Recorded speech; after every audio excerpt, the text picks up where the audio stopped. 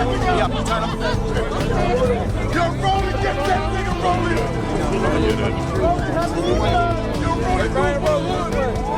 Ryan can't say that because the thing is he's never been champion. He was trying to belittle the fact of a world champion.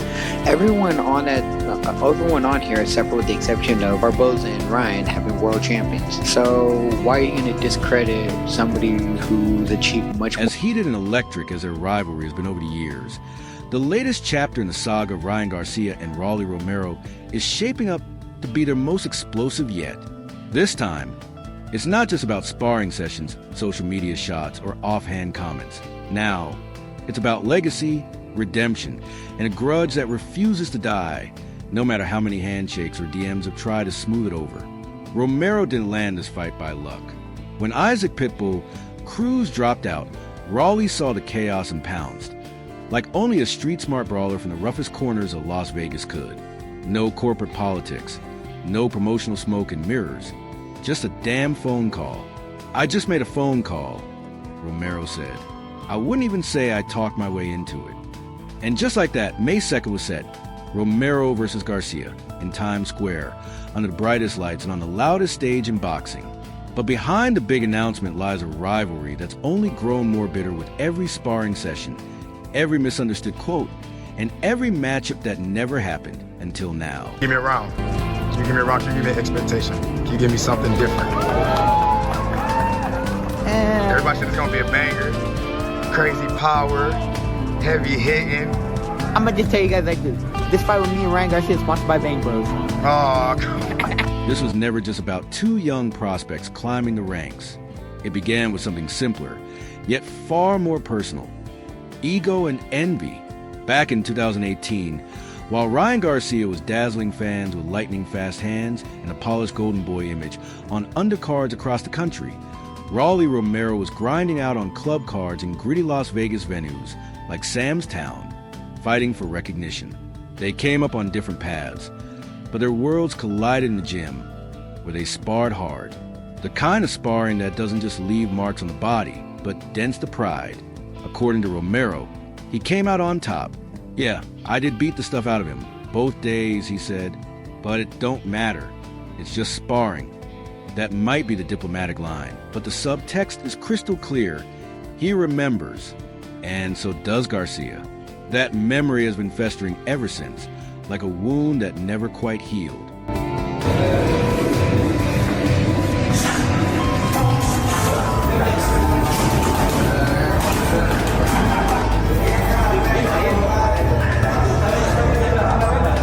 Let's not pretend there wasn't mutual respect at one point.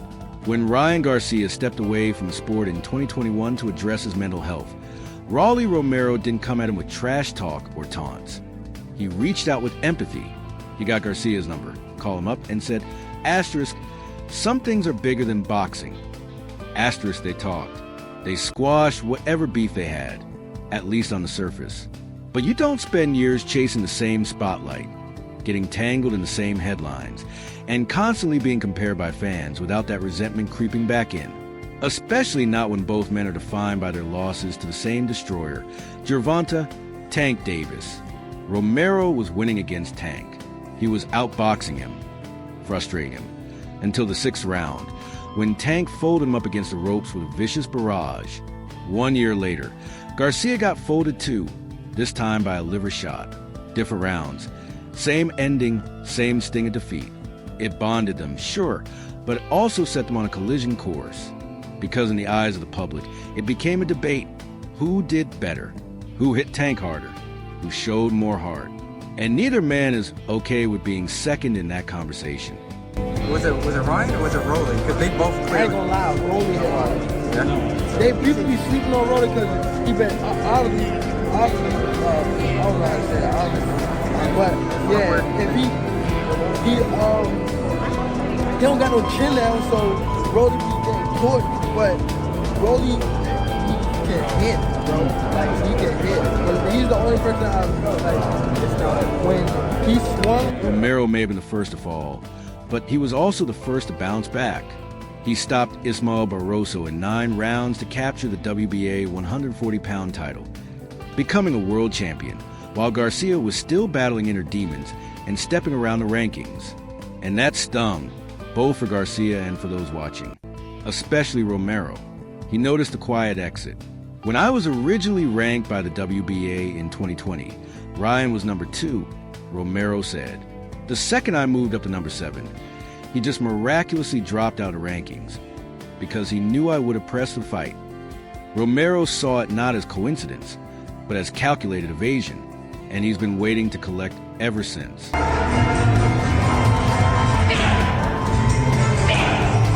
That wasn't some wild conspiracy theory. It was a shot, a direct claim that Garcia ran, that behind all the smiles, the social media exchanges, and the public shows of mutual respect, Garcia wanted no part of Romero when it actually mattered.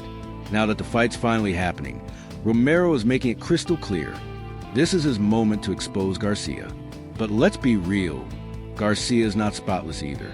He's got his own shadows, his own games. And when it comes to this rivalry, neither man's walking in clean. I'm gonna give you everything you want, so kind of just gonna let the fight come to me, and then I'm gonna take over. You know, I'm a better fighter all around, so I feel like this fight with Ryan, man. It's a big fight for you. It's a fight that obviously you win and put you on a different level. Talk to us. It's a good time. And what you mean a different level? Ryan's never been world champion. I've been world champion. Garcia's comeback went over Devin Haney, arguably the biggest victory of his career, should have been a defining moment. Instead, it was instantly overshadowed by controversy. Not 1, but 3 failed drug tests. Garcia insists it was a case of contamination. The commission responded with a suspension. And the court of public opinion? It split right down the middle. Some believe him, others don't. Either way, the stain is there, and it's not coming out anytime soon.